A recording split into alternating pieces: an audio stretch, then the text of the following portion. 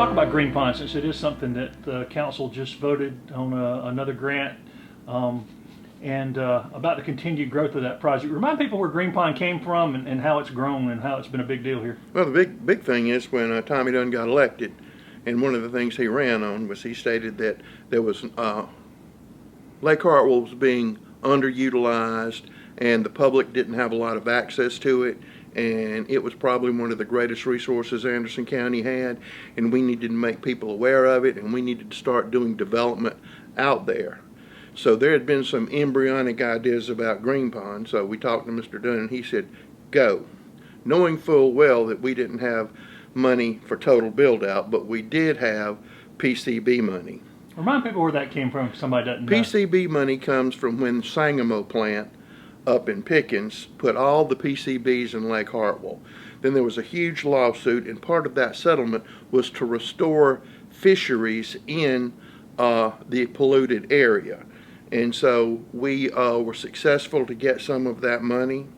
And then when we found out, really the county attorney, Leon Harmon, found out that there was a little bit more money left, we went down there and got the money that was left.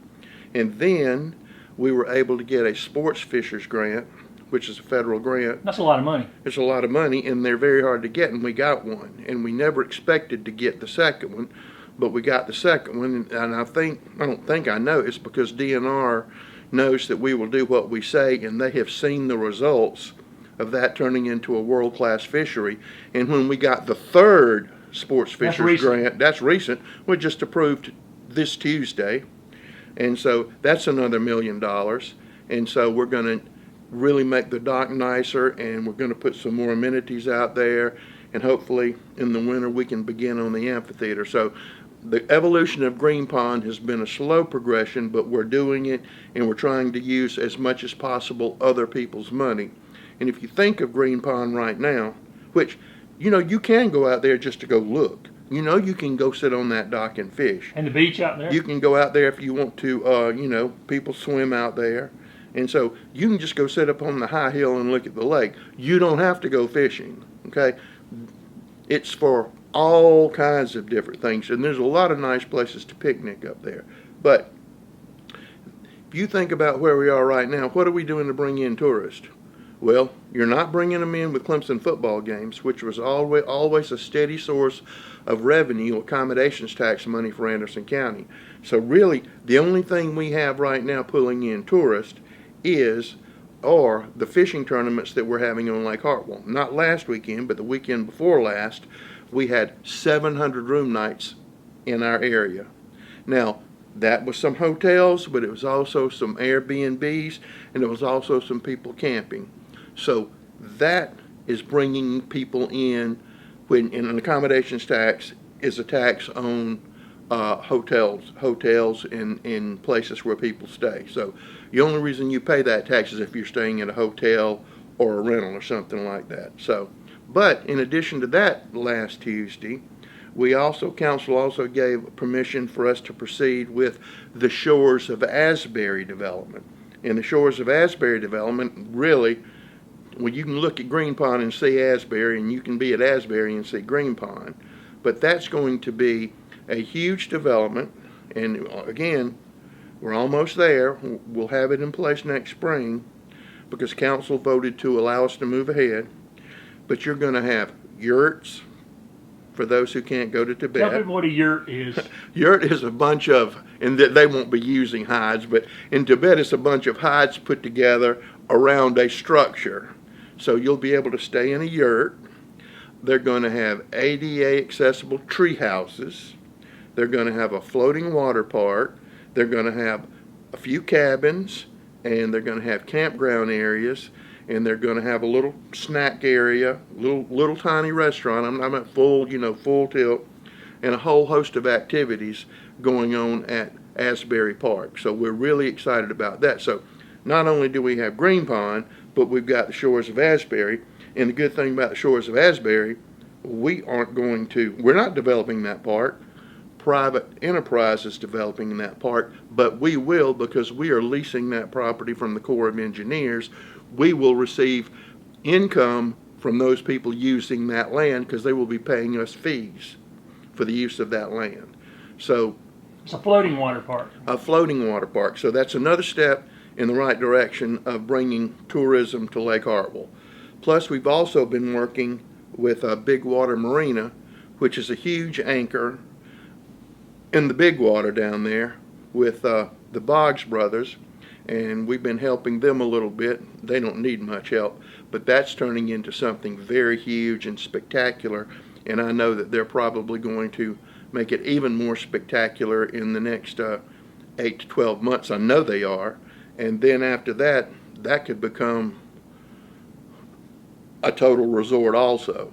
So, I mean, you've got all of that going on in Lake Hartwell, so we're real happy about that, and we think the citizens are going to enjoy it, and we think people are going to come here for vacation, and we're going to enjoy their money.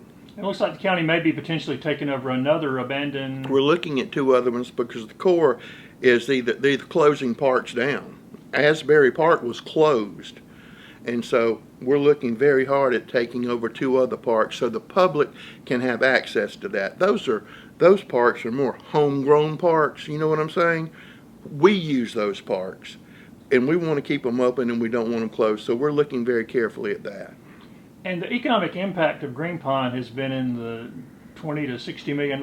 It's been millions of dollars from people coming here. The exposure has been wonderful, and you know, we've got some big fishing tournaments coming up here real quick, and you can have a fishing tournament out there, and you can follow all COVID safety precautions, and it's just wonderful. And we just completed a lot of work out there, increased handicapped access for people, and a whole lot of things that we've done out there. So we're always got something going there. And this grant, we want to use it real quick because we're going to make the dock even more spectacular because we've got some huge tournaments coming up, and we want to be ready for those. And then Dolly Cooper Park is being expanded. Oh, and Councilman Davis's one of his dreams, we now have that walking path beside the Saluda River, which is beautiful.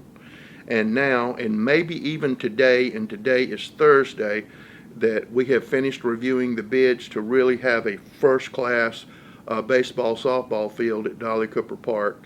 And also, thanks to the generosity of Duke Energy, who gave us a $50,000 grant, we're going to be able to put another kayak launch, but it's not going to be too far from the other kayak launch. So you could actually go from one launch to the other launch and stay in Dolly Cooper. So if you just wanted to inner tube down the river, you wouldn't have to go a zillion miles and have no place to get out. But also couple this with the fact that the county has purchased that land. Thank Representative West Cox and Councilman Davis for noticing different pots of funds, state funds, and things like that allowed us to buy that land. And so eventually we'll have that thing running all the way from Powdersville down to the dam at Piedmont. And there's a lot of development activity going on in Piedmont. There's even been some discussion, and I don't know whether it's going to come to fruition, about a private company putting a whitewater area there. Not in the river, but beside the river, so you could actually go really whitewater rafting near the Saluda River. So a lot of good things. The county's efforts over the last 12 years to make people aware of the Saluda River and what's there. So we're finally getting some really good traction on Dolly Cooper, and it's been a long time coming. We've been doing studies and meeting with the public and trying to get things done. We have the football field up there that's been up there. I think this will be the 3rd year, and that gets heavy use. So we're trying to respond to the rapid growth in the Powdersville area to take care of that. And it's outstripping us, but we're trying to catch up. And people have forgotten about the Saluda River, sort of. I mean, it's a resource that's been there. People had forgotten about rivers all over the country. Greenville forgot about the Reedy River. Columbia forgot about the Congaree River. Everybody forgot about the rivers until one person said, hey, you know, this is kind of nice being on the river. And then it became a thing. Let's develop our river district. Asheville on the French Broad, the River Arts District. So it's a great resource, and we want to take advantage of it. Another thing, this past week they passed another series of economic incentive packages for businesses that are expanding or come here. Remind people why that's important to both our economy now and the future to have those kind of incentives built in. I reckon our employment rate last month was 5.6. We were down under 2%. The economy is still struggling, but in economic development terms, we are booming. We did one that's going to have 150 jobs, and they pay almost $40 an hour. And that's happening. And we worked on a couple more. You put those two together, that's 1,000 jobs. That's a whole lot of jobs that aren't here yet. And there's some other big things in the works. And these are quality jobs that people are looking for. We had our second drive-in, drive-up job fair. The first one we had 280 people, and we had to cut it off at 280. We had the second one today, so you just go out to the Civic Center, get in a line, all the companies are there, and you just go up there and they'll talk to you and you fill out an application so you can get a job. So there are plenty of jobs to be had in Anderson County, a whole lot of jobs. People are begging for people to work. Good Begging. jobs. Good jobs, not junk jobs, career jobs. And since a lot of our companies are new and expanding beyond their initial footprint, if you get in one of these places and you work, there's no reason you can't go, there's opportunity to move up. You won't be coming into a stodgy institution, we've been here. No, this is fresh, this is new. And the people are continuing to pour into Anderson County. I mean, from all over the place. From all over the place. I was in Honeypath, South Carolina last week, and there's a place down there which is a local treasure. It's called the Little Biscuit Barn, and I just love it. But it's the little biscuit barn. So I was sitting at the table eating my biscuit, and there were 8 people sitting around the big table, the only big table there. And every one of those people were not from Honeypath. Every one of those people were from either New York, Ohio, and they were in Honeypath where they lived, and they were participating in every activity that you could in Honeypath, from church work to sitting with the elderly. So they're on the way. Well, speaking about the growth, I'll jump ahead and come back to something else, but the census, we're among the top in the state, but we're still behind 2010 in our percentages. We've got a little bit of time left. Why is that critical that we get everybody reported? Every human being that you can count means money to Anderson County, from the federal government, from the state government. It also puts you in a different demographic situation. It gives you more power and the ability to do more things because you're not one of the weak little sisters. And so it is vitally important. And COVID has really done a number on the census. But we have worked with several groups to get into every neighborhood and to talk to people and get as much participation as we can. We've supported some census outreach programs. We've just worked with everybody we could to try to get that count as accurate as possible. That's very critical, though, even just in terms of representation. It's critical, and not to beat a dead horse like I said last time, but it's in the original Constitution. Every 10 years you shall have a census. Let's talk about some of the updates on some other things. County Courthouse Square property has been kind of in a holding pattern for a while. We had a meeting on that, and we're still in, and that's another COVID-related thing because just can't get all those people in a room. So it's still moving, but slowly. Is there a plan? I mean, is there some, or is it still being developed? There's several plans, but none that we've settled on because we're fixing to have an explosion of growth in downtown Anderson. I mean, it's a fact. As a matter of fact, some properties have already been bought. New entities are going to be moving into the downtown area. And we know that, and the developer knows that. So as this happens, it kind of changes things. Like the Meeting Place, which was an institution in Anderson, and then it was Giles before that. That property's been sold. It's not going to be a restaurant. It's going to be something else. So I mean, in the next year, downtown Anderson is going to be almost completely revamped. So we're not going to put a Whole Foods back there right now. No, we're not putting Whole Foods or back Trader there. Joe's. No, none of that's going back there. Okay. The county also set up satellite locations for absentee voting. It seems to attract a lot of voters. Whose idea was that? The people that were pushing it very strongly, Councilman Jimmy Davis and Representative Wes Cox, were pushing that mightily, and especially Jimmy Davis and Wes Cox because of Powdersville. And so we set up satellite stations in Powdersville, the Voter Registration Election Commission, okay? And so you're able to vote in Powdersville. They're lined up. Every day this week people have been lined up to vote. And so you could vote downtown, but we also are having voting at the Civic Center.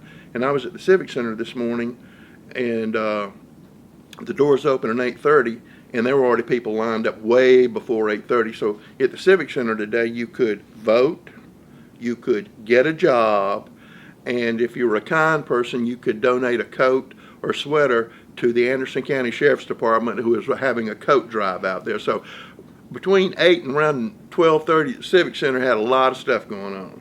Anything else going on at the Civic Center? Well, that, and we're also working with the company who's going to rent the whole space for a couple of weeks to make a new product that they have to stretch out for the Defense Department. So it is in constant use every day. We're just not having concerts and tournaments and things like that. Back to the voter thing, it'd be the first time for a general election we've used the new voting machines. I think everything's ready to go on that. I think they are ready to go. Our IT department's been down or had a representative down there just about the whole time, and we also help the election commission by hauling the machines out for them and doing things like that. But I think it's going to go smoothly. I think they've done everything known to mankind to make it go smoothly. But I think with the number of people that are voting now, that's going to take some of the pressure off on election day. Because I'm telling you, they're voting in Belton at the Armory, lined up. And these lines don't, here, we finish the line's constant. So people are turning out in droves to vote. The other thing that seems to be showing up on all the county council meeting agendas are zoning issues. There's always some proposal for an agenda at every council meeting. What is the county doing to meet the challenges of all the zoning requests? Well, several things that we've done on land use. Part of the county zone, that kind of handles to a degree itself. Because the people in Anderson County who decided to have their area zoned said what they wanted that area to be. And so somebody can come in and make a request to change that, but that doesn't mean it's going to happen. But what you're seeing is extreme pressure in the Powdersville area that is outstripping the capacity of the volunteer fire departments and the schools and all of those services up there, because people are coming in, they're flocking in like mad. So one of the things that council's already done is given the planning commission the tools to, hey, when you come in to do a project, you have sewer check. Did you do this? Did you do this? Did you do this? And you can check on that. And then the staff will say, yes, they meet all the criteria. But council added another layer where the planning commissioners could say, yes, you did all this, but no, it doesn't fit the community. It doesn't. But it's still going crazy. And we're having all of these developers. We've had about 7 for the last 6 years, but now you're getting more people coming in and more people coming in, and so people want some peace and quiet. People in Powdersville said we'd still like to retain what we have of a rural area. So that's what the struggle is, and we knew the struggle was coming. And with Clemson, essentially the city of Clemson officially saying, we don't want anything else. There's no room for anything else. So that pressure is now coming towards Pendleton area, and it's going to come all the way down 85. I mean, you've got people looking to develop the old Sally Rose house, the Abney house right there. That's active right now as we speak. New housing development right above the development that's already there. You just got people running around everywhere. And we're in an unusual position in that our county council chairman is a developer and a builder, so it's hard to pull anything over his eyes if somebody comes in and. No, he knows who's a quality builder and who's not a quality builder, and he knows how much building materials cost. Now, he's pretty savvy on that and about everything else, too. I know I ask you this every month, but I know COVID delayed it, but what about the sewer project with Pendleton and Clemson that we've been working on? Oh, as a matter of fact, we talked about that today. We're trying to work out some differences between Clemson and Pendleton and Anderson County, and I think we're pretty close to all coming into an agreement on who's what's territory and who's this. And I know Pendleton wants to retain the right to annex, and I want them to retain the right to annex. We were instrumental in helping them double the size of the city limits. So those are the things that we're working through. It's not anything, it's the thing that makes more sense than anything else in the world for us to do that. And it's key to Pendleton's growth to be able to have that capacity. And that growth is coming. That growth is coming. The farmers market's wrapping up another season. Again, I guess it's going to finish okay considering the thing. Will there be a holiday market this year? Nope. Miss Sharon Nicometto, who runs the farmers market and the holiday market and about 85 other things. That's her call, and she has done a very good job of making the farmers market COVID safe. But she doesn't believe it would be safe to have that holiday market, and so we won't be doing that, and I defer to her judgment because she does a fabulous job running that area.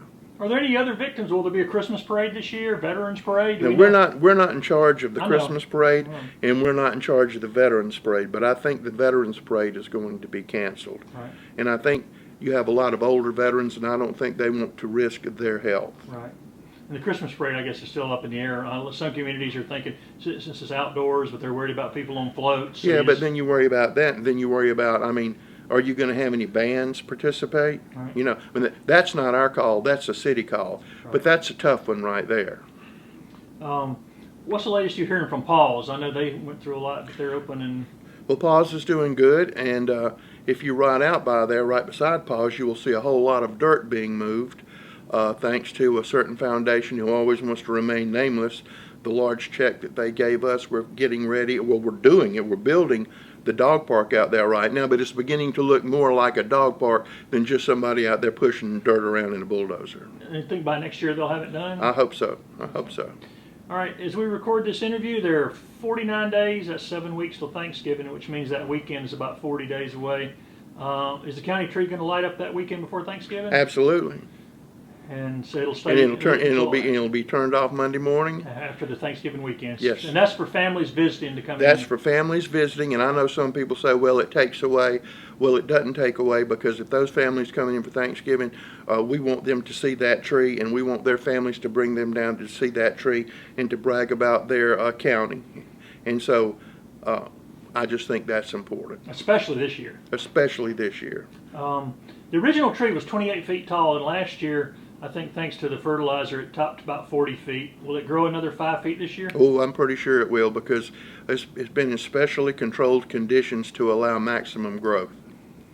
And are there any other things that are still challenging based for COVID for the county to continue as time goes on with all this? No, we're trying to practice all the safety measures that we can. And like on this floor, on the second floor, we've all had it. This is the safest place you can be. But the county never closed one day. We never missed a bit of work. It might have taken us that first week to work out some real estate things and things like that. But I guess everybody's getting in the groove. And another thing that you're finding out, like it used to be at the Register of Deeds, it would have a lot of people in there doing things. But because we learned how to do this, they learned how to do it. A lot of them are doing it remotely now, so the actual physical traffic isn't there. A whole lot of people are doing meetings by different methods, and a whole lot of people are doing different activities remotely that they didn't do in the past. So I think that trend will continue. Are there any other big announcements coming? Oh, there's a lot of big announcements coming, but they're still in the embryonic Nothing stage. you can talk about? Yeah. Before the end of the year? If we can have 2 more meetings, yes. And I'm talking about nice things. I mean, some of the things that you hear about, and we've touched on briefly, about companies bringing things back to the United States, we're benefiting from that. And again, just to remind everybody, we have an economy that's a little different. We're not the biggest place in the world, but we're not the smallest place in the world. But we make a lot of things in Anderson County that are unique and special. I passed today 4 of those big earth mover tires that we make right here in Anderson County. 4 tires on a big truck, because that's all you can put in there. So we make things that, to a degree, in a lot of areas, are recession-proof, and we hope that continues. And as always, the County Council supports existing industry and new industry coming in, but some very exciting things, and even some things that are benefiting from COVID, which is not good, but it's services that need to be provided.